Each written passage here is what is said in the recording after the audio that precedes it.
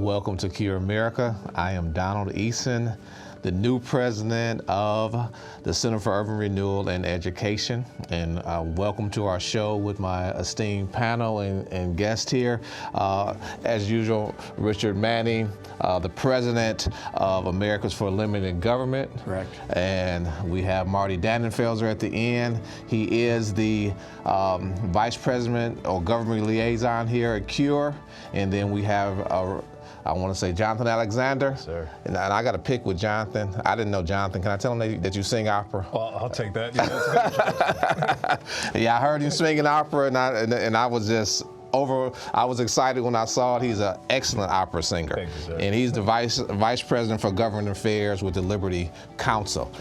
Gentlemen, it's been a while since we've had a chance to be together, and a lot has happened. I was down in Texas at the National Religious Broadcasters Conference. Our other guest is usually here, Chris. She's out ill, and she's been in England and spending time in England. And a lot has happened since we have been together. The Senate has confirmed most of President Trump's nominees. It's also appointed most of his deputies and some of his high-level cabinet. And the other activities that have been going on, we're trying to, President Trump, as you saw the meeting that he had with President Zelensky, trying to end the war between Russia and Ukraine. Also, you have Israel and Hamas returned some of the hostages, still having the hostage negotiation, and they had a 10-year ceasefire right now. So it's just a lot going on. But what I want to talk about first is the budget. Okay. So we have the House has passed a budget resolution, the Senate has passed a budget resolution, and now they have to come together to pass one budget resolution. So based on what has happened up until this point, what do you think about what has happened, and what do you think will happen? We'll start with you, Richard. First of all, I think it's refreshing what's happening, because as opposed to having it all figured out in advance and they're actually doing it the way we learned in the textbooks are supposed to do it. House passes a bill, Senate passes a bill. If it's not the same bill, they come together and they work it out. That's the way the bicameral legislature is supposed to work. Constitutionally, it may feel messier than having 6 leaders get together and say, okay, this is what we're going to do, and enforce it on everybody else. But the fact is, what it does, it makes sure that it makes it so your elected representative has a say-so, and hence you have a say-so. So while it may feel messy, because we haven't really done it that way for a long time, it may feel a little messy. The reality is, it's the way the system is designed to work, and that is a good thing. All right. yeah, well, in reality, we sort of have 6 or 7, maybe even 8 more votes until it's finalized before it even gets to the president's desk. And that's where sort of the murkiness will come up, and most of the political hemming and hawing will happen on this particular budget reconciliation that only occurs every now and then, where you get a shot at a reduced number of senators needing to sign on, and really the parliamentarian on the Senate side gets pretty strict as to what's policy decisions versus straight budget decisions. So there's going to be a lot of give and take, a lot of back and forth, and probably 8 votes until the president will actually get to sign his name onto something. And that's for some specific policy wins, like the border, energy, military, tax. But waiting in the background is a continuing resolution. What happens for the money that we have to spend just for this year? So we're 3 months into fiscal year 2025. We're sort of still spending money that we haven't designated is fiscal 2025 money, and there's a couple of policy proposals that may push it all the way to the end of the year, where we'll be almost in 2026, still trying to figure out what we're going to do for 2025. So there's 2 tracks, 2 different scenes sort of going on in D.C. at the same time, and throughout all that, you'll have a ton of political theater where there's finger pointing back and forth. We just have to find a through line ourselves, where there's where righteousness is exalting the nation, where there's some clear moral principles that we can get in some wins, even as we're dealing with the budget. Excellent, excellent. What do you think about that, Marty?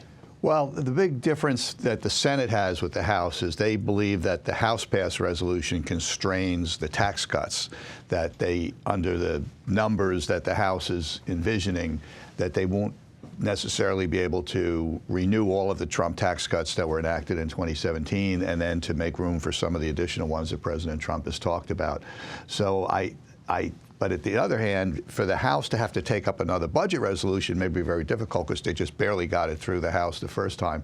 So my guess is what will happen is somehow they'll tweak the House resolution a bit to provide more assurance about the tax cuts and maybe provide a little more room with the tax cuts, and that the Senate will ultimately pass that. But time will tell. So Something that Jonathan said that needs a little clarification. There's two different things that we're talking about. The continuing resolution is the funding of the government from March to September 30th. Okay, and you can have a so-called government shutdown with that. The budget reconciliation, there's no government shutdown. This is a policy decision when you have a majority in this House, a majority in the Senate, and the same party president. You have an opportunity, if you can get everybody to agree, to pass something without needing the other party to be involved in it. And so that's what the budget reconciliation fight is. So that's where the real policy stuff will be done under budget considerations. The battle over shutting down the government is distinct. The Democrats want to impose sanctions and prohibitions on President Trump, on DOJ, in terms of the things they're trying to do to bring some sanity to how we're spending our money and to find waste, fraud, and abuse and identify it. So the Democrats want to constrain that, and they're willing to shut down the government to protect the spending, protect puppet shows in Guatemala and transgender training in Ecuador, okay? So that's what they're willing to shut down the government over that. The Republicans are saying, let's just pass the same spending we've had.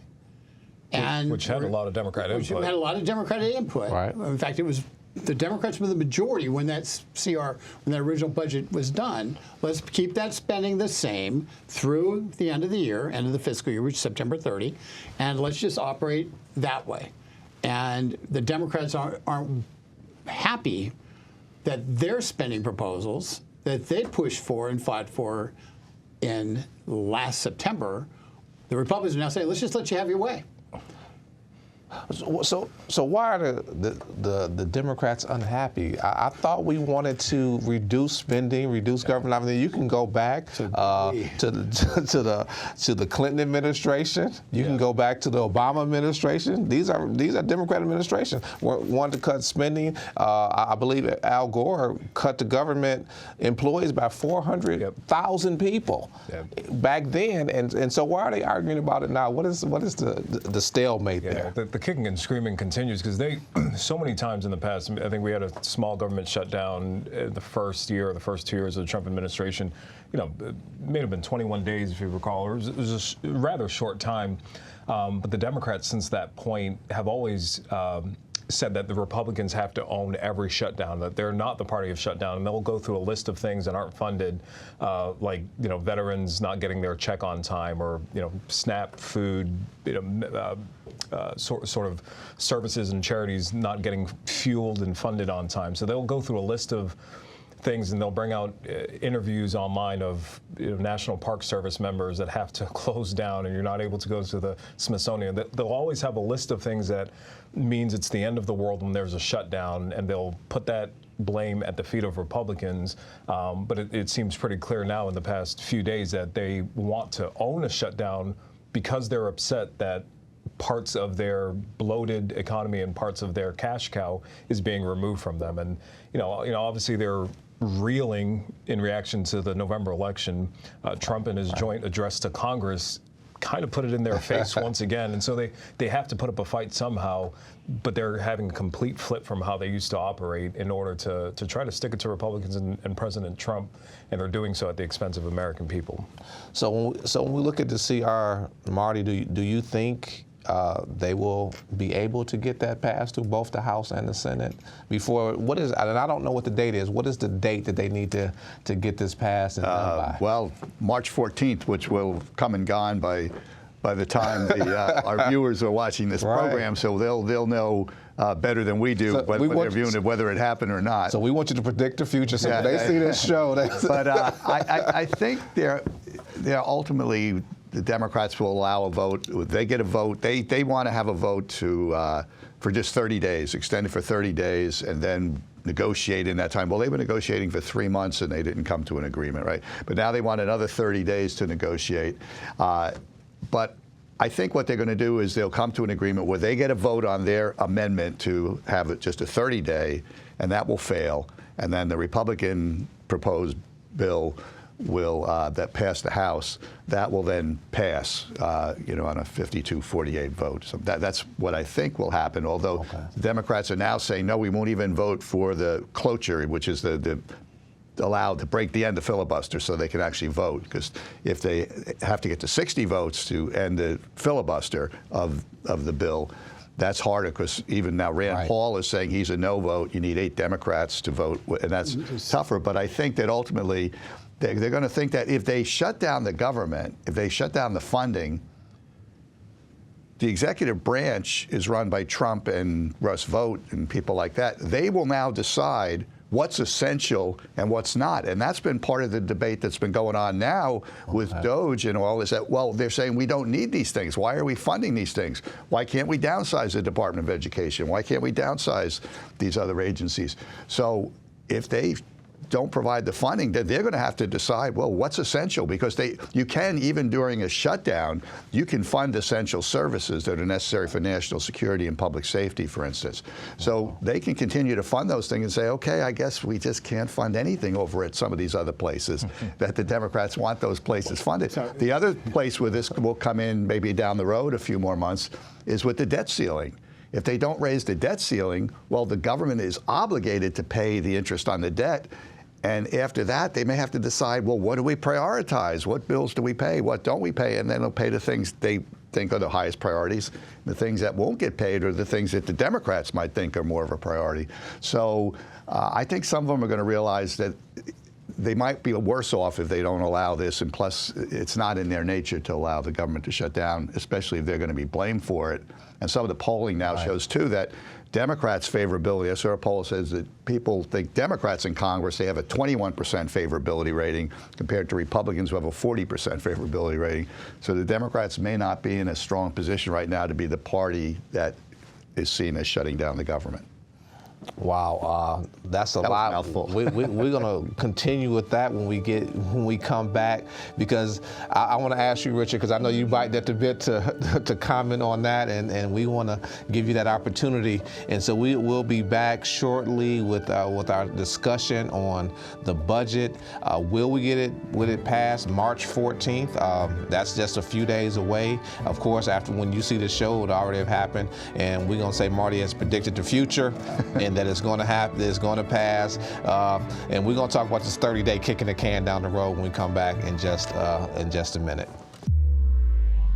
God birthed in my heart years ago to do this work of CURE, the Center for Urban Renewal and Education.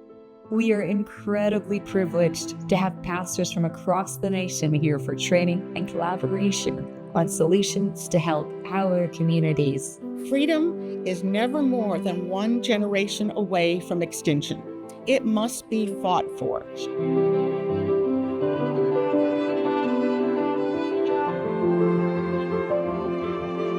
The Declaration meant what it said.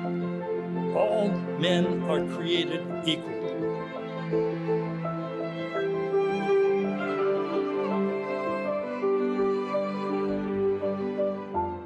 We're to awaken, train, and mobilize the church as a whole, but the historically Black church in particular, to end abortion in our communities. Every church needs to do everything it can to help be an educational hub. The crisis of the day is the sexual gone wrong, and it's going extraordinarily wrong. Us Christians are called to correct that by living the sexuality that God has given us.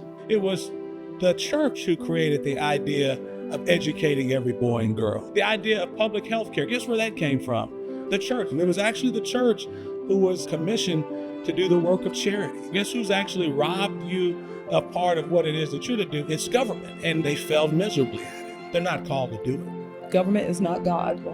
Are we going to bow to government, or are we going to bow to God? Kids need to see that confidence that we have about the truth. We're not in doubt about who we are.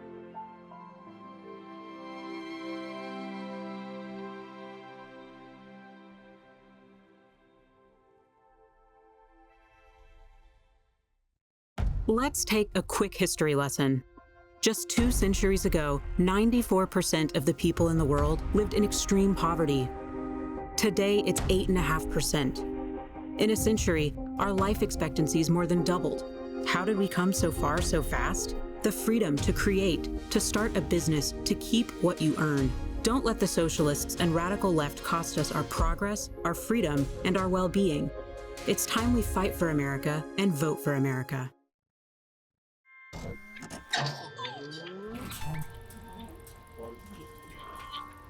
We all know we're going to die, eventually. But what happens after we die? Maybe at death, you simply cease to exist. Your body turns to dust, and, well, that's it. Game over. Or maybe something does happen after you die.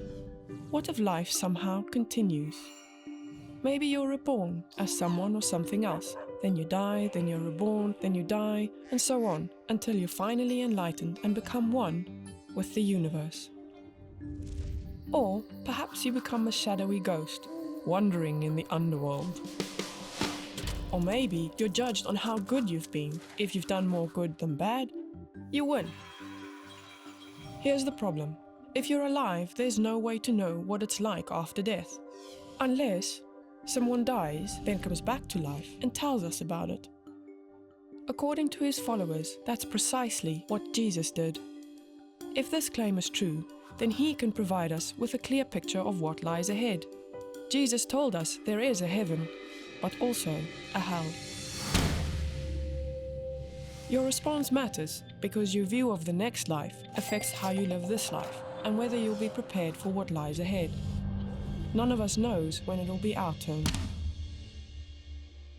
But notice, each of these after-death scenarios contradicts the others. If one is correct, the others aren't. One option is unique.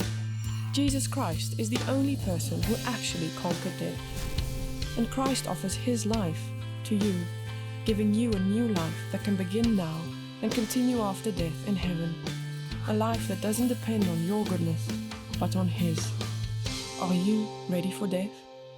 You can be.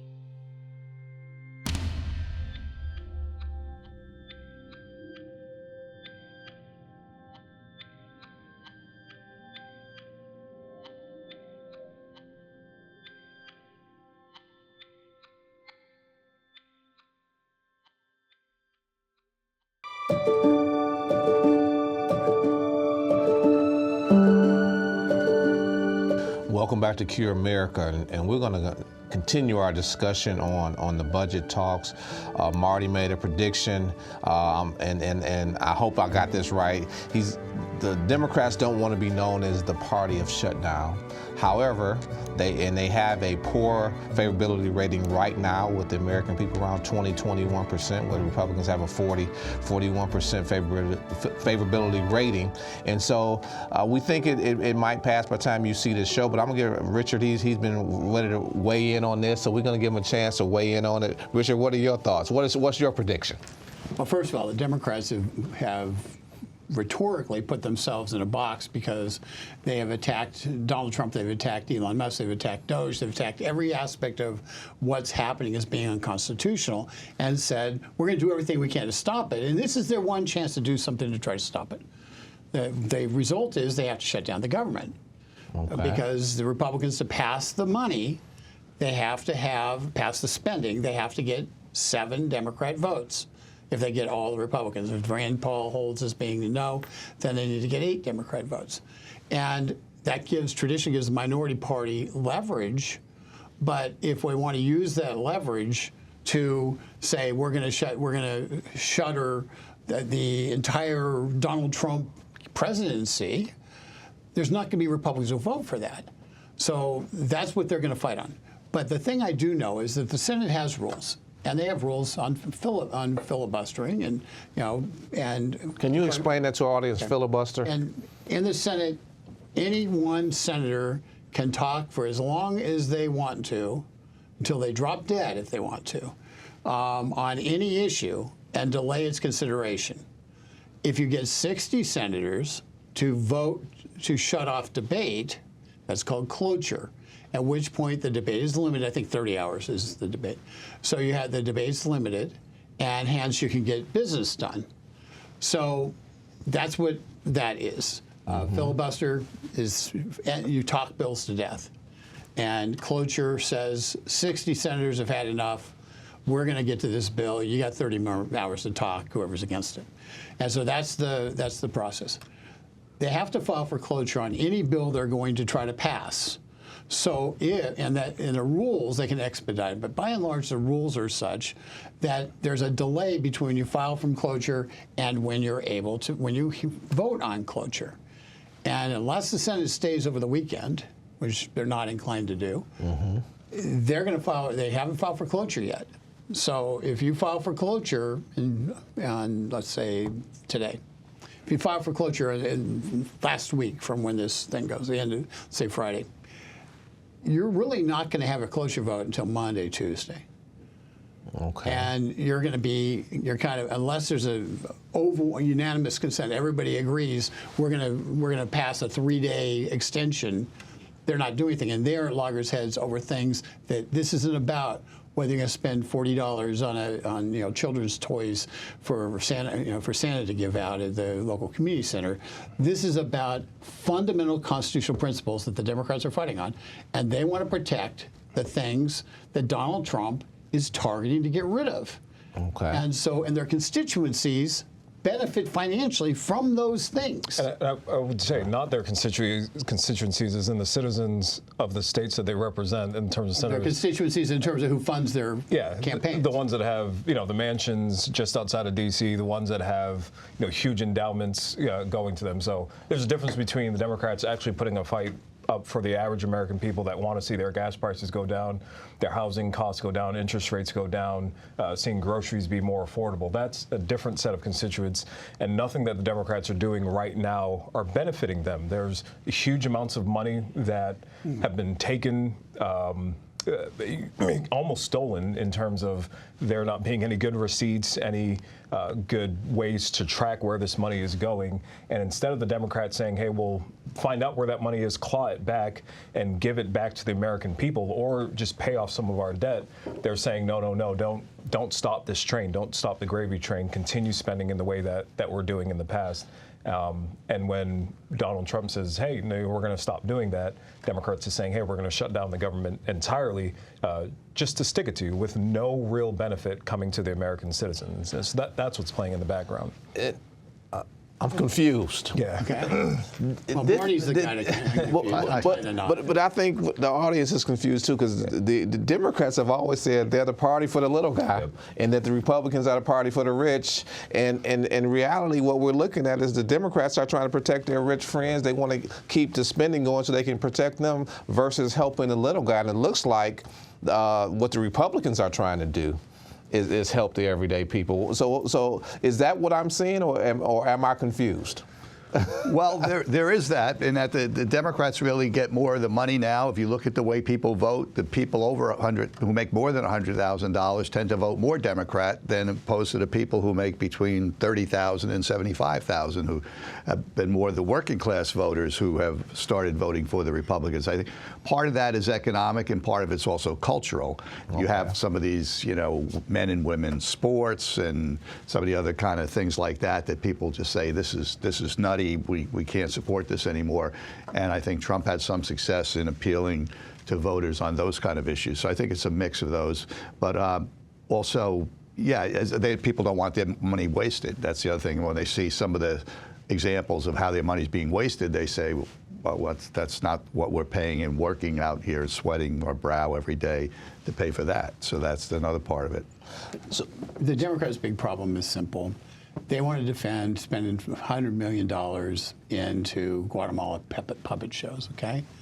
The average person, when they look at the end, when they die, if they had a little ledger and they saw how much money they gave to the federal government taxes, they didn't pay for they didn't pay for even have enough money that they put in taxes their entire lifetime to pay for one puppet show. Okay, nobody paid taxes to have puppet shows in Guatemala. I'm sorry, that's not why we pay taxes. Right. So the challenge is, if the money is so large that they're spending, that you can't really explain $7 trillion. $7 trillion is a number that's beyond comprehension. Right.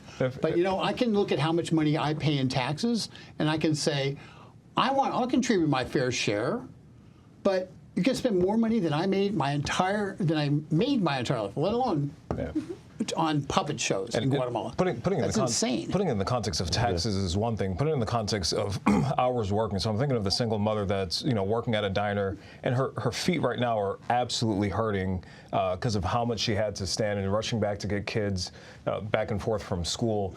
And if she's worked 10 hours that day just to provide for her kids, 4 of those hours is as if she did nothing. 4 of those hours are for someone else. Literally, if she's walking out the door, it's like they reach into her pocket and take 4 hours worth of money and say, no, we're going to keep that. And for what? It's the nonsense that they're funding. And sometimes you have to put it in that perspective that you look at a check. Here's what I would have made. Here's what I'm making now. The numbers are sort of too big to grasp. But when you think of the 10 hours on your feet, 4 of those hours, say you're on a roof in the middle of Dallas, and you're blazing hot, or you're a logger, or you're working in the cold. Some of these jobs, or once again, just a single mother working at a diner. All that money, all that time and effort, not for your kids. You could have easily placed a meal on the table for them, but that's going to someone here in D.C. who's deciding that, we're going to start a nonprofit in the middle of Chile and have a transgender opera show. Or have diversity in Serbia.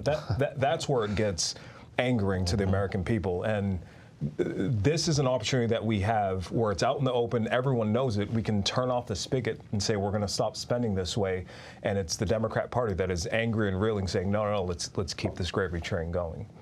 You've talked about, let's just transition to that, what DOGE is uncovering. They've uncovered some, as you all just mentioned, some outrageous spending. They've also uncovered some outdated record keeping. I mean, what was it? Someone over 200 years old receiving a Social Security check. So they and one person I think was older than the country. Yep, 300 years old.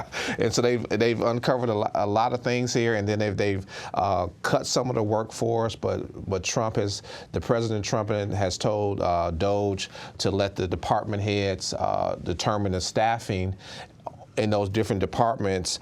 So my question is, do you think what the government is doing and what we're doing with DOGE and moving it back to the departments to determine their staffs, that this is going to balance out between us and those different departments? Yep. Marty. Well, I think they should have been doing it more that way in the beginning. I think it will, because I think there's been a little bit too much of just looking at numbers and saying, okay, we're going to cut this much here and there, and not really looking at who they're cutting. They cut out some nuclear weapons research people or monitoring people over at the Department of Energy, and there were some other things like that. And they had to hire those guys back. They had to hire them back. At first, they had to find them because they didn't have their contact information. They had to try to find a way to reach them and get them back. So I think you have to work with your cabinet secretaries, because the cabinet secretaries working with the people in their departments can identify what it is you're cutting, who you're cutting. And even as Trump is saying, well, I don't want to cut a lot of good people. But that kind of brings back the whole problem of, when you're doing it this hasty, you're not going through a process, and that's why you're getting all these legal challenges. Are you firing people without cause, and are you doing things the right way? So that some of this stuff is getting tied up in courts. They're winning some, they're losing some on that. So I just think they should be proceeding more systematically, and certainly with more input from the cabinet secretaries. And now that all the cabinet secretaries have been confirmed or in place, I think you can do that. It's 50 days, a little over 50 days into this administration, and most people don't realize he's just getting his team in place. And so, you want stuff done, and what DOGE has done is they've identified a lot of problems. And now what's happening systematically is the president has said, we want something on our desk, how you're going to reduce your workforce by blank amount and to reflect the administration's priorities. And so the Lee Zeldin at EPA is looking at EPA and saying, how do we do that? The Education Department, which Donald Trump promised to get rid of, is operating in a pretty massive downsize right now, with up to 50% of the federal employees that work for education going away. Now, some of the functions of education are going to be redistributed. Like I would anticipate the Labor Department is going to get a lot of the training functions within education because that's what the Labor Department does. It's really an enforcement agency and does a lot of training. And so that will happen. I think we'll have a discussion on how that training should be done and funded because quite honestly, the way we're doing it doesn't work very well. Okay. But bottom line is, there's going to be the department heads, the people who are brought in, who've worked in those departments before, who've examined them, have dealt with them, are now going through and saying, this is valuable, this is not valuable, this is constitutional, this is not constitutional. And they're going to make those cuts, those recommendations that the president will act upon. And so it's going to be a lot less chainsaw and maybe not scalpel, but let's call it butcher knife, a little more precision. And the fact is, there's going to be some people who are very good at pushing paper who are going to lose their jobs because we can't afford people to just push paper anymore. I mean, you bring up some very good points, and I think they're not used to cutting, they're used to expanding. Exactly right. And so this is new for a lot of those directions, but I'm glad we're doing it. We're going to take a break, and when we come back, we want to discuss a little bit more what's going on with Doge, and we'll see you back in just a few minutes here at Cure America. God birthed in my heart years ago to do this work of CURE, the Center for Urban Renewal and Education. We are incredibly privileged to have pastors from across the nation here for training and collaboration on solutions to help our communities. Freedom is never more than one generation away from extinction. It must be fought for.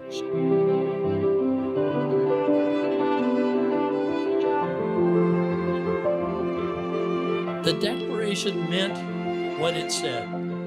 All men are created equal.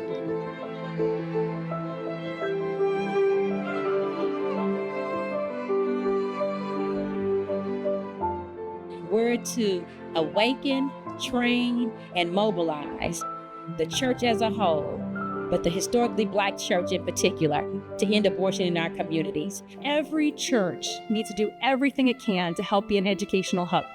The crisis of the day is the sexual gone wrong, and it's going extraordinarily wrong. Us Christians are called to correct that by living the sexuality that God has given us. It was the church who created the idea of educating every boy and girl. The idea of public health care. Guess where that came from? The church. And it was actually the church who was commissioned to do the work of charity. Guess who's actually robbed you a part of what it is that you're to do? It's government. And they failed miserably at it. They're not called to do it. Government is not God. Are we going to bow to government or are we going to bow to God? The kids need to see that confidence that we have about the truth. We're not in doubt about who we are.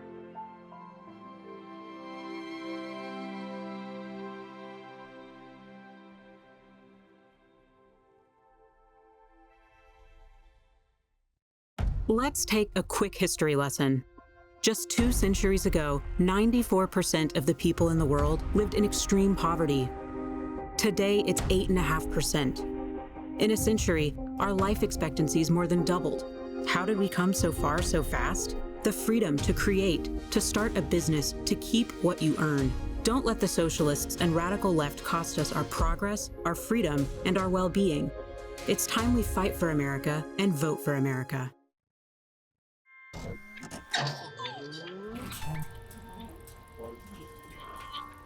We all know we're going to die, eventually.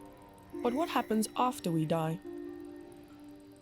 Maybe at death, you simply cease to exist. Your body turns to dust, and, well, that's it.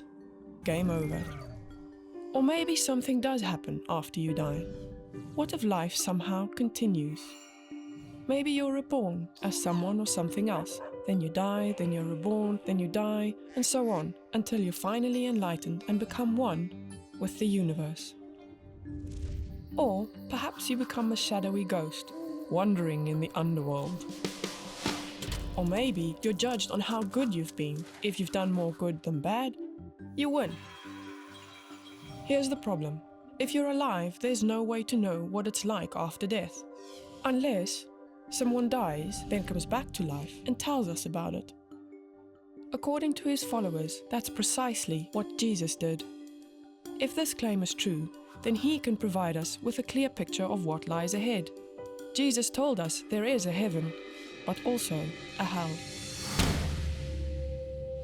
Your response matters because your view of the next life affects how you live this life and whether you'll be prepared for what lies ahead. None of us knows when it'll be our turn. But notice, each of these after-death scenarios contradicts the others. If one is correct, the others aren't. One option is unique. Jesus Christ is the only person who actually conquered death.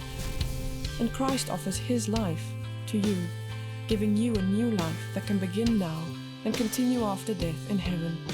A life that doesn't depend on your goodness, but on his. Are you ready for death? You can be.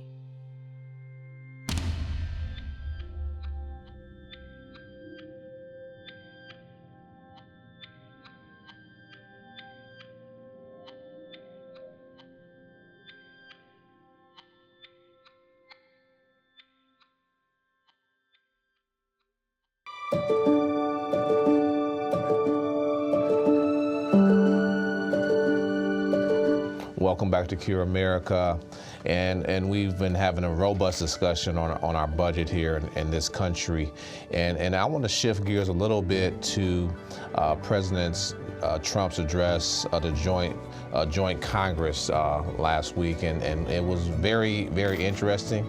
He actually covered a broad range of issues, and from my vantage point, I sat and watched the entire delivery, the entire address, and I wasn't bored not one minute of it. It was a very good speech, and we had, the Democrats, some of them were sitting there in pink dresses, show their support for women, and which we all support, but it didn't seem like they really were supporting them when he brought up certain issues. For example, the young lady that her face was smashed in playing volleyball. I didn't see the support from the Democrats for her and what Trump wanted to do on her behalf. And then we had what has never happened. A member of Congress was actually escorted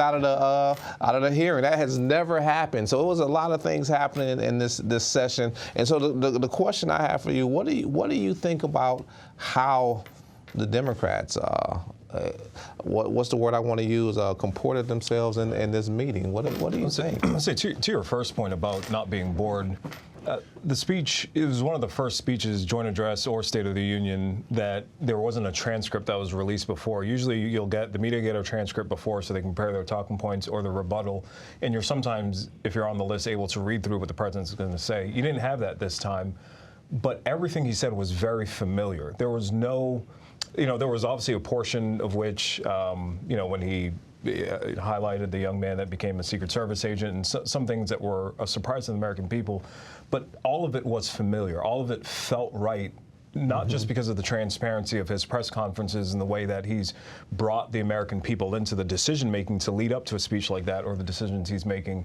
but also because that's what we elected him for. So it felt very organic, very natural that we were hearing it from the pulpit there in Congress, but it was very familiar to the thoughts that Americans have been thinking all the while. So it was very American value in that regard. The Democrats fighting, their huge loss in November, continuing to fight a culture that is rearing against their policy, had to show some sort of resistance to it, and they did so in a dramatic and very unfortunate way.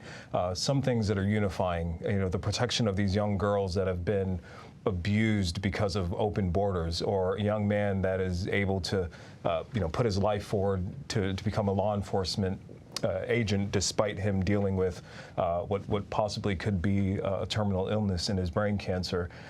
Those are things that every American sees, those stories of overcoming and fighting and grit. That's what always unites us. And so the Democrats deciding to literally sit out and not participate or fight against the mandate that brought Donald Trump to that podium with the words that we sort of want him to be saying. It's disappointing that they are continuing to alienate themselves from the rest of the country that way, and I think that's why they do have such a low approval rating in Congress. Yeah, I would agree. I've seen some of the polls, and his favorability rating on that speech is off the charts, actually. Right. And can the Democrats get back to a winning position in this, and the way they're conducting themselves? The truth is, every election Donald Trump has been in, and some that he hasn't been in, have been about Donald Trump. Okay, the Democrats have managed to make it about them, and the fact that they apparently hate the American people. Yeah. And because if you can't stand up and cheer for a 13-year-old boy who's gone through hell, is trying to recover from brain cancer, who's having a Make-A-Wish moment, and you can't cheer for him, who are you? When did you drop your humanity off the door? Right. And so their problem is, it's really hard to convince people that you're for them when you're not for that kid. Yep. Yep. And so they've got a problem. They have to deal with it. But the real problem is this, and they're exhibiting it in the fights we're talking about in previous segments. Their policies are at war with basic common sense. And when your policies are at war, you've been exposed that your policies are at war with basic common sense that a majority of Americans embrace. It's really, really hard to trick them again. Yeah, common sense is important, and and it seems like it's left D.C. in some aspects when you look at what was going on, specifically at the speech. You know, George Washington says this, and I'm going to bring this question to you, Marty, because he was there. And you were a couple terms behind. In his farewell address. In George Washington's farewell address, he said this. He didn't like the two-party system, and he didn't like the two-party system because he said a time will come when, or may come, when they care more about their parties than they care about the American people. Is that what we actually saw? Do you think that's what we saw or witnessed in that speech from President Donald Trump? Well, I think that there is a party that's trying to cling to power, but I think they also are just so ideological that they're, anything that takes that down. But I think that it may also be a combination of things. I think Trump has just got a very combative in general. He comes across, in those kind of speeches, he comes across better to the public, and he's more inspirational. He's pointing to inspirational stories, but he's also pointing to people who are victims, right? We hear a lot from Democrats about victims, and that's important. Whatever policy you want is to put a human face on that policy. So he put a human face on these transgender policies. He put a human face on the women in sports, by the woman getting hit in the face with the volleyball and so on. And the open border stuff. And open borders, victims of, you talk about Laken Riley and some of the other people that their families were victims of criminal illegal aliens and so on. So that was, a really important thing. But I think that some of I think their open borders was really about political. They wanted to get more people in, they wanted to get more voters, and now it's backfiring. It was interesting when I saw the cameras turn to Nancy Pelosi. She was clutching onto a cane or something, and she looked really angry. She didn't have a speech in front of her to rip up like she did during Trump's first term when she was the Speaker of the House. But they're just really angry. I swore you were going to say broom. I'm so proud of you. It looked like a broom. Yeah. Well, that goes to a point that Jonathan made earlier about the Democrats. They're supposed to be the party helping the little guys. Did it look like they were concerned about helping the little guys in that speech? Remember in the Democratic National Convention, I think it was 2016, they booed God. Yes. Okay? The Philly fans in football booed Santa Claus. The Democrats booed God. So when you don't have that a basic sense of who's in charge, if you worship government as opposed to our creator, you begin to defend government like you're defending your creator. And so if somebody attacks government, they're committing blasphemy if you believe God or that government is God. And unfortunately, the Democrats have lost their face of who's in charge. And there are many Christians who are Democrats. There are many people of faith who are Democrats. But institutionally, they have lost the basic thread that we are the created, he is the creator, and there are immutable principles of good and evil that exist in this world. And they want to instead say, we will determine what's good and evil, not you. We're denying your existence, and as a result, until they come back to a point where they are willing to humble themselves before God, I don't believe they have a political pathway back, because if you believe government's all there is, then if somebody is standing up, a 13-year-old boy with brain cancer who's made a Secret Service, an honorary Secret Service agent, you can't take away your hatred for those who are going after your God, government, to lift up and say that's a good thing. And we've lost our ability to distinguish between good and evil because we don't agree on what good and evil are. And it has to be a standard. I know, Jonathan, you want to weigh in on this. That's an excellent point. We saw it sort of described when Kamala Harris was put forward, sort of, decided that she was going to be the candidate from the Democrat Party. What lost her wasn't her intelligence. She's very bright, and she got to that point for being, shrewd, intelligent, obviously even able to perform as vice president and even stand up on that debate stage. So she's a shrewd, wise, and smart individual that got to that place. But what lost her favor and why she lost so terribly is because there was no authenticity there. And the reason she couldn't be authentic is because she was hearing from the focus groups. For the Democrats now, it's the focus groups that say, hey, here are the talking points that you have to hit. This is what works well in our silos when we're going over what we're going to present to the American people. Those focus groups have moved or have been held hostage so much by the far left in terms of the pro-Hamas wing or the pro-LGBT agenda wing or the radical reproductive rights abortion wing. They've been held so hostage that that's the only thing they can regurgitate. And so even, candidates that could otherwise, a Josh Shapiro or, candidates that would otherwise just be like, I don't necessarily see things like this, a Seth Moulton out of Massachusetts.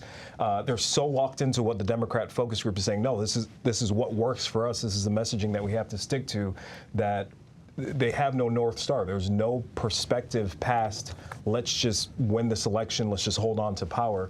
And Americans that have obviously a longer view, they're raising their children throughout election cycles. No president has come and made their child a sandwich, so they're dealing with the entire trajectory of their families and their jobs and their careers. They're like, no, I'm looking past what they're offering me for these next 4 years or these next 2 years, because it just hasn't helped my family. There's a bigger, longer game that I'm playing for the morality of my family, for the morality of my country and nation, that the Democrats aren't able to tap into because they're so focused on retaining power.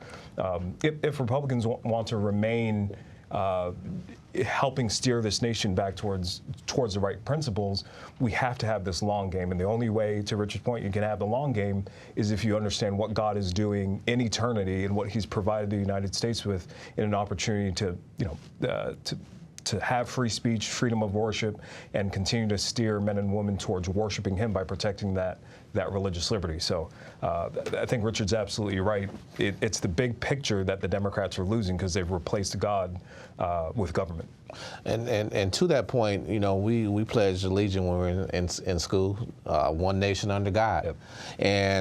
And do you think that the Democrats, and this is a 1 minute question, do you think the Democrats are rethinking their policies? Because Jonathan is right. They're more stuck to their policies. And what Richard is saying, that we serve God. I believe President Trump even said at one point, we serve God, not government. We worship God, not government. And so we do need to invoke God. And as Jonathan has said, it's actually a lot of Democrats that worship God, but they're stuck on their policies versus on the common sense that God has given us. So just 1 minute, do you think the Democrats are rethinking their policies? Not most of them. Some of them are. I mean, we heard a little bit even from Gavin Newsom that he seems to be rethinking a little bit about this. Maybe it's not fair that biological men are competing against women in sports. But I think for the most part, they're not. And I think that they fundamentally think that they're smarter. They think a lot of them come from these Ivy League schools and so on. They think the American people, for the most part, are not very smart. They don't know what's best for them. So they need these smart people, them and their smart friends, to tell them what's best for them, to do what's best, and to use the government as the agent to do what's best. You see that most graphically, I think, in conflicts with parents. This idea that parents at the school boards, they don't want the parents to choose the school their children go to. They want to get these agendas into the curriculums at the schools that are very left-wing agendas and so on. And they think that what the parents have been instilling in these children is wrong, and they have to be the ones to kind of set the children on the right course. So they want to raise the children, but God has instilled in the parents and the family that they have the primary responsibility for the raising of children. But that is where they don't grasp that idea. They fear they're the ones who have to save the children from the bad ideas and the bad philosophies of the parents. So that doesn't sound like they want to rethink it, because they need to rethink that. The parents are the ones that God has said to raise up your child in the way they should go. Do you think they're rethinking it, some of it at all? I hope not. Or they will. If they keep going the way they're going, we're going to get some stuff done. Oh, there you go. So that's so just from a standpoint of the country's future, just drive as fast as you want off the AOC cliff, because you'll be replaced. Right. Somebody will replace those people, and they'll reflect a different point of view than the Republicans reflect, and there will be a restructuring. There won't be a one-party system. It's just the people who are driving that bus won't be in charge of part of it.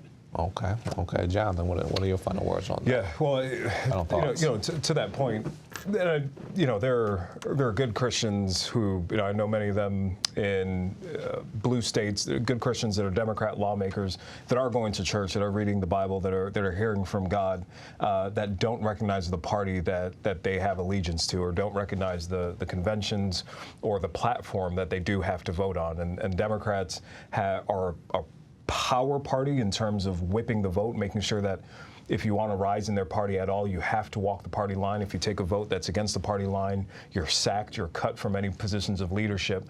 But there can be hope, and you want, sort of 47 to 48% of the country that do vote Democrat. You want them to be on the right track. The nation divided obviously cannot stand, but there has to be a restructuring. There has to this left wing that is dragging them off the edge has to be dealt with. They have to cut it off in order to have some of our some unity there in terms of common sense principles going forward. But I'm encouraged by some Democrat lawmakers that have to do the business of politics in blue states, that do worship God and do believe in the sanctity of life, and will put forward good pro-life bills and pro-family bills, but are sort of locked into this party. You hope they're there for a reason, maybe missionaries, in order to help steer that party back to where it needs to be, so that this entire country can go forward.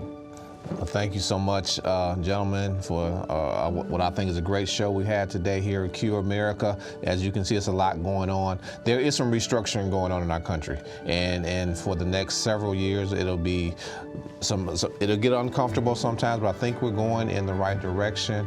And so we thank you again for being here with us at Cure America. And remember, we talked about the Bible this morning, and again, remember, in all your ways, acknowledge Him, and He will direct your paths. God bless you. God birthed in my heart years ago to do this work of CURE, the Center for Urban Renewal and Education. We are incredibly privileged to have pastors from across the nation here for training and collaboration on solutions to help our communities. Freedom is never more than one generation away from extinction. It must be fought for.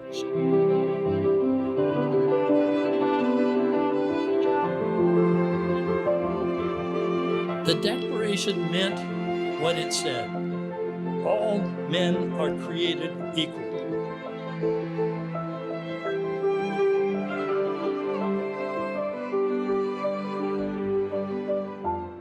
We're to awaken, train, and mobilize the church as a whole, but the historically black church in particular, to end abortion in our communities. Every church needs to do everything it can to help be an educational hub.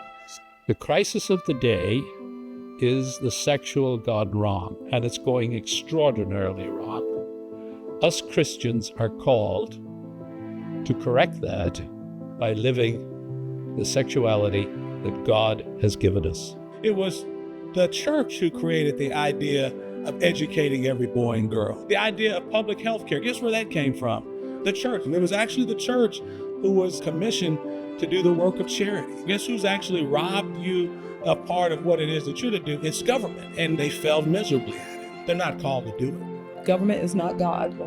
Are we going to bow to government or are we going to bow to God? The kids need to see that confidence that we have about the truth. We're not in doubt about who we are.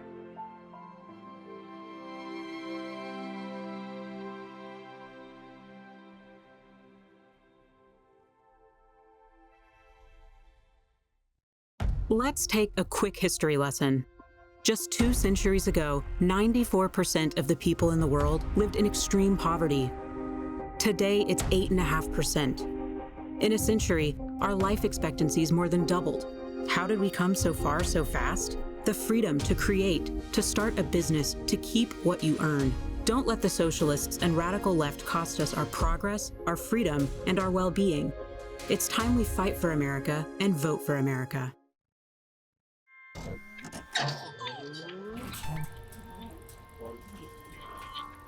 We all know we're going to die, eventually. But what happens after we die? Maybe at death, you simply cease to exist. Your body turns to dust, and, well, that's it. Game over. Or maybe something does happen after you die. What if life somehow continues? Maybe you're reborn as someone or something else. Then you die, then you're reborn, then you die, and so on, until you're finally enlightened and become one with the universe. Or perhaps you become a shadowy ghost, wandering in the underworld. Or maybe you're judged on how good you've been. If you've done more good than bad, you win. Here's the problem. If you're alive, there's no way to know what it's like after death. Unless someone dies, then comes back to life and tells us about it. According to his followers, that's precisely what Jesus did.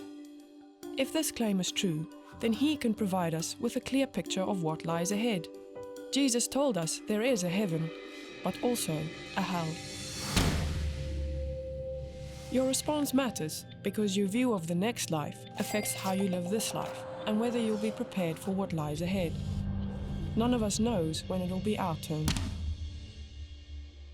But notice, each of these after-death scenarios contradicts the others. If one is correct, the others aren't. One option is unique. Jesus Christ is the only person who actually conquered death. And Christ offers his life to you, giving you a new life that can begin now and continue after death in heaven. A life that doesn't depend on your goodness, but on his. Are you ready for death? You can be.